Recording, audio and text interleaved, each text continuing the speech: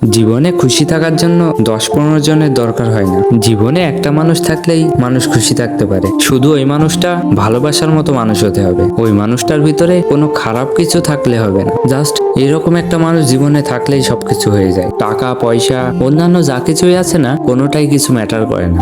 জীবনে ভালো থাকা যায়। যে একটা মানুষকে ভালোবেসেছি, ভালোবেসে বিয়ে করেছি, দেন কি দরকার আর একটা মানুষের সাথে কথা বলার, সম্পর্কে জড়ানোর? সেটা ছেলে মেয়ে উভয় ক্ষেত্রেই।